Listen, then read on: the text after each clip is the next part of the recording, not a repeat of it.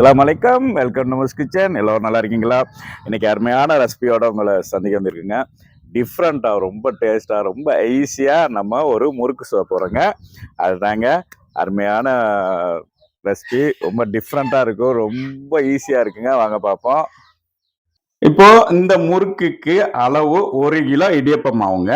அந்த 1 கிலோ இடியப்ப மாவுக்கு 100 கிராம் வெள்ளை உளுந்து, தோல் நீக்கிய வெள்ளை உளுந்த கொஞ்சம் கொஞ்சம் ப்ரௌன் கலரா நல்லா வறுத்து எடுக்கணுங்க. நல்லா மணம் வர வரைக்கும் கருக விட்டுறக்கூடாது. ஃபேன் சூடான பிறகு கொட்டிக்கிடுங்க. இதை அடுப்பை மீடியமாக வச்சு அப்படியே வருங்கங்க. உங்களுக்கு அருமையாக மணமாக வரும்.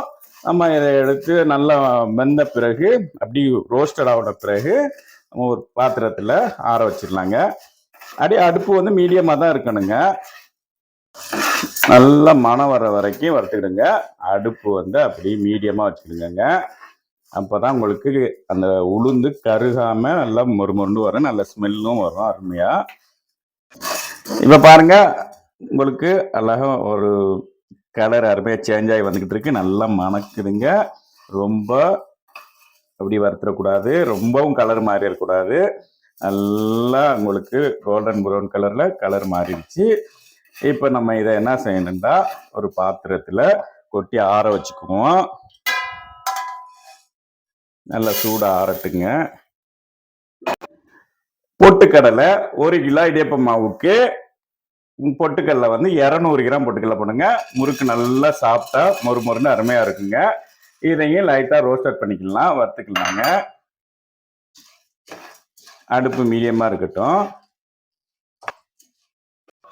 பாருங்க, நல்லா ஓரளவு அப்படி கலர் சேஞ்ச் ஆகி நல்ல மணமாக வந்திருக்குங்க. இப்போ அடுப்பை அமர்த்திடலாம். இதையும் அந்த நம்ம ஏற்கனவே உளுந்து வறுத்து வச்சோம்ல, அது கூட கொட்டி சூடு ஆறின பிறகு மிக்சிலையோ இல்லை மிஷினில் கொடுத்தா அரைச்சி பவுடர் ஆக்கி வச்சுக்கணும். அதை நம்ம சலிச்சு தான் இந்த மாவு இடியப்ப மாவோட சேர்த்துக்கணுங்க.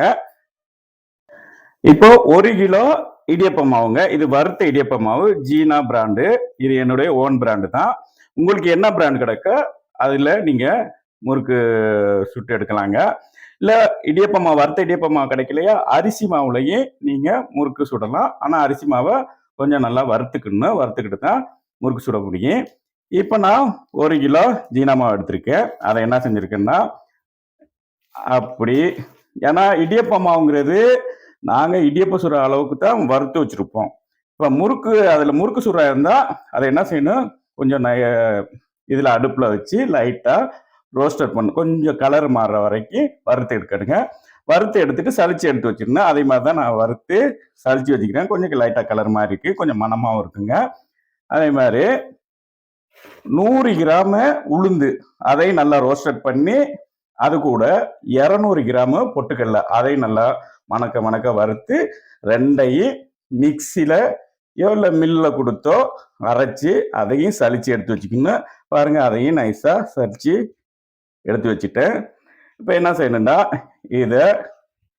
இது கூட கலந்துக்கணுங்க. இப்போ நம்ம இந்த உளுந்து பொட்டுக்கடலையும் பவுடரை அரைச்சி வச்சோம்ல, அதை கூட கொட்டிக்கலாம். கொட்டிக்கிட்டு நல்லா மிக்ஸ் பண்ணணும். தேவையான அளவு கொஞ்சம் உப்பு போட்டுக்கிட்டுங்க.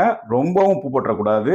முறுக்குக்கு வந்து அரை உப்பாக தான் இருக்கணும். பொரிஞ்ச பிறகு அருமையாக உங்களுக்கு உப்பு தெரியும். தேவையான அளவு உப்பு வந்து பார்த்து போடுங்க. ஜாஸ்தியாக உப்பாக இருந்தால் முறுக்கு நல்லா இருக்காது.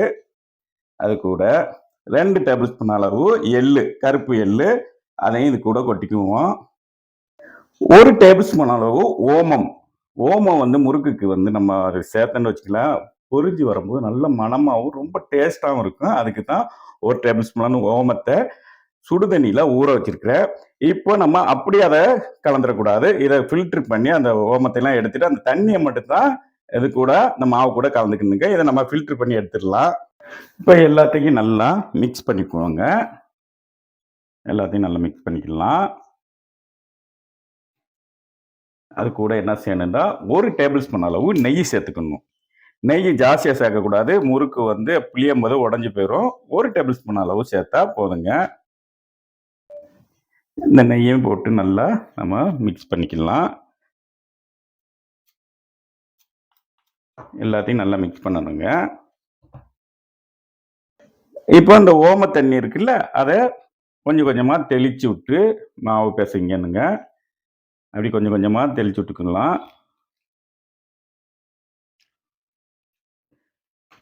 ஓகே. நல்லா பெசஞ்சுக்கிடுங்க. இப்ப நம்ம என்ன செய்யணும்டா, இந்த தேங்காய் பாலு 1 கிலோ மாவுக்கு 2 தேங்காய்.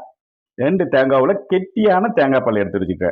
பாக்கி தண்ணி பால் வந்து ஒரு 2 லிட்டர்லேருந்து ஒரு 2 1/2 லிட்டரு தண்ணி கலந்து அதை கொதிக்க வச்சு இந்த மாவு கூட சேர்த்துக்கணும். இப்போ நான் அதை அடுப்பில் கொதிக்க வச்சுட்டு இருக்கிறேன். முதல்ல இந்த தேங்காய் பாலை கொஞ்சம் கொஞ்சமாக ஊற்றி பிசைஞ்சுக்குவோங்க. பாருங்க, நம்ம அந்த தண்ணி பால் தேங்காய் பால் இருக்குல்ல, அதை நல்லா கொதிக்க வச்சு எடுத்துக்கிட்டு இருக்கிறேன். கொஞ்சம் மேலாப்புல அப்படி லைட்டா கொதிக்கட்டும். கொதிச்ச பிறகு நம்ம அடுப்பை அமர்த்திட்டு அந்த மாவு கூட கலந்து மாவை பிசையலாங்க. கொஞ்ச நேரம் கொதிக்கட்டுங்க. இப்போ இந்த தண்ணி தேங்காய் பால் ஒரு நல்லா கொதிச்சிச்சுங்க. இதை நம்ம என்ன செய்யணும், இல்லை ஆற்றி விட்டுட்டு இந்த மாவுல கொஞ்சம் கொஞ்சமா கலந்துக்கலாங்க. கொஞ்சம் கொஞ்சமா கலந்து நல்லா பிசைஞ்சு விடணும், கிண்டி விடணுங்க.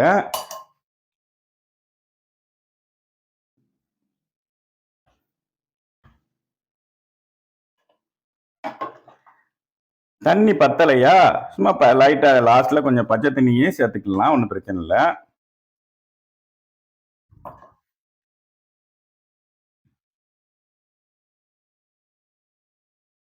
இப்போ மாவு நல்லா பிசைஞ்சு எடுத்தாச்சுங்க. மாவு என்னன்னா அப்படி விரல் உள்ள போற மாதிரி இருக்கணுங்க. ரொம்ப டைட்டாகவும் இருக்கக்கூடாது, ரொம்ப லூஸாக இருக்கக்கூடாது. இந்த பாருங்களேன், அப்படி வெண்ணெய் மாதிரி இருக்கும். இந்த பாத்துக்கு தான் மாவு பிசைஞ்சு எடுக்கணுங்க. நல்லா பிசைஞ்சு எடுத்தாச்சுங்க. இப்போ நான் முறுக்கு உரல், அந்த முள் இல்லாத அந்த 3 கண்ணு உள்ள உரல் தான் எடுத்திருக்கேங்க. இதுதான் எனக்கு ரொம்ப பிடிக்கும். முள் வந்து வாயில சாப்பிடாம குத்துன்னு நான் இதே மாதிரி உள்ள உரல் தான் எடுத்துக்கிறது. இப்போ இந்த சைடெல்லாம் கொஞ்சம் எண்ணெயை தடக்கிடுங்க. அதே மாதிரி இந்த சைடுக்கும் கொஞ்சம் எண்ணெயை தடக்கிட்டா உங்களுக்கு பீச்சும் போது மாவு ஒட்டாம ஈஸியா வருங்க. இப்போ நம்ம தேவையான அளவு மாவு எடுத்துக்கணும். கையில வந்து தண்ணிய நனைச்சிக்கணும். அப்பதான் உங்களுக்கு கையில மாவு ஒட்டாது. இந்த இதுல உரல்ல 3/4 அளவுக்கு வச்சா போதும். அப்பதான் உங்களுக்கு பீச்சும் போது ஈஸியா பீச்சலாம். 3/4 அளவுக்கு. இந்த பாருங்க, அழகா வரும் உங்களுக்கு அப்படி. பாருங்க, லைட்டா இந்த இடத்த அப்படி மடிச்சு விட்டுறணும். இதே மாதிரி இடியப்ப தட்டுல பீச்சுன்னு வச்சுக்கலாம், உங்களுக்கு ஈஸியா இருக்கும். அது மாதிரி 2 3 தட்டு எடுத்து வச்சுக்கிடுங்க, பீச்சு வச்சுக்கிடுங்க. ஈஸியா நம்ம உடனே சுட்டு எடுத்துடலாம். இங்க பாருங்க, அப்படி மடக்கி விட்டுக்குங்க. இப்போ முறுக்கு பொரிச்சு எடுக்கிற அளவுக்கு எண்ணெய் ஃப்ரை பேன்ல ஊற்றி வச்சிருக்கேங்க. அது நல்லா சூடான பிறகு மீடியமா வச்சிடணும். இப்போ முறுக்கு அந்த எண்ணெய் எவ்வளோ அளவுக்கு சூடாயிருக்கோ ஒரு சின்ன துண்டு மாவை போட்டு பார்ப்போம். அது என்ன செய்யும், பொங்கி மேலே வர்ற அளவுக்கு இருந்தால் அருமையாக உங்களுக்கு எண்ணெய் சூடாச்சுன்னு அர்த்தம். இந்த பாருங்க, அப்படி மேலே வந்துடும். நான் கொஞ்சம் பெரிய துண்டா போட்டேன், அதனால கொஞ்சம் மேலே வரல. இப்போ எண்ணெய் பதமாக இருக்குதுங்க. நம்ம முறுக்க இதில் போட்டு எடுத்துடலாம். இப்போ இதை முறுக்க போட்டு எடுத்துடலாங்க. நம்ம எத்தனை பீச் வச்சிருக்கோமோ இந்த ஃப்ரை பேனுக்கு வந்து ஒரு 3 போட்டா போதும், ஜாஸ்தியா போட வேணா, உங்களுக்கு ஃப்ரீயா பொரிங்க.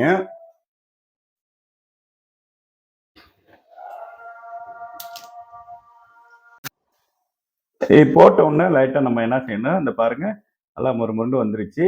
அடியில ஒட்டாத அளவுக்கு நம்ம லைட்டா அப்படி மூவ் பண்ணி விடணும். கொஞ்ச நேரம் பொரியட்டு, அதுக்கு பிறகு நம்ம திருப்பி போட்டுக்கலாங்க. இந்த பாருங்க, அழகா மேல வந்துருச்சு. அப்படியே பெரட்டி விட்டுக்குவோங்க. அந்த இதோடைய சலசலப்பு அடங்குனா முறுக்கு ஓரளவு நல்லா புரிஞ்சிச்சுன்னு அர்த்தம். அப்படியே பெரட்டி விட்டுக்கணும். இப்போ கையில தண்ணியை தொட்டு நனைச்சிக்குவோம். நனைச்ச பிறகு மாவு தேவையான அளவு எடுத்து அப்படியே நம்ம இதே மாதிரி நீளமாக்கி உரல்ல விட்டுக்குவோங்க. 3/4 உரலுக்கு போதும்.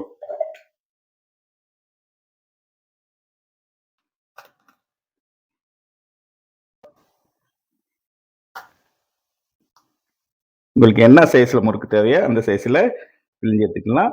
லைட்டா அந்த எட்ஜ் இந்த இதை வந்து லைட்டா அமுக்கி விட்டுக்கணுங்க. அதே மாதிரி அடுத்த தட்டும் உங்களுக்கு வந்து இந்த முள்ளு முறுக்கு தேவை இருந்தாலும் நீங்க சுட்டு எடுக்கலாம். பாருங்க முறுக்கு அருமையா பொரிஞ்சிருச்சுங்க. இத பாருங்க அருமையான கலரு. அதை எடுத்துடலாங்க. இது கருகவும் இல்லை, மாவு நல்ல பதமா இருக்குது, கருகவும் இல்லை, அருமையான கலர்ல உங்களுக்கு முறுக்கு ரெடி ஆயிருச்சுங்க.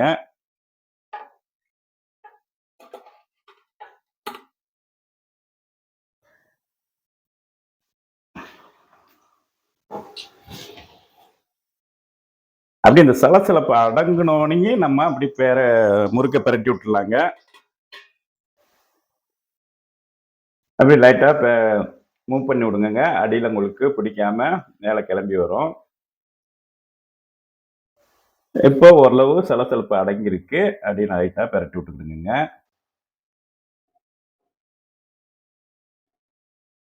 அடுப்பு மீடியமா இருக்கட்டும். முறுக்க ஒரு 2-3 ட்ரிப்பு நம்ம பிரட்டி விடணுங்க. அப்பதான் எல்லாம் ஈவனா எல்லா பக்கமும் பொரிஞ்சு வரும். இப்போ முறுக்கு ஓரளவு நல்லா பொரிஞ்சிருச்சுங்க. எடுத்துடலாம்.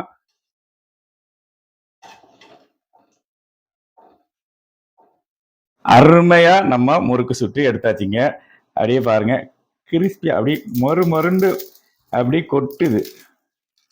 இப்படி தாங்க இருக்கு அந்த முறுக்கு. நல்ல டேஸ்டாகவும் இருக்குது. அருமையான முறுக்கு செஞ்சாச்சுங்க.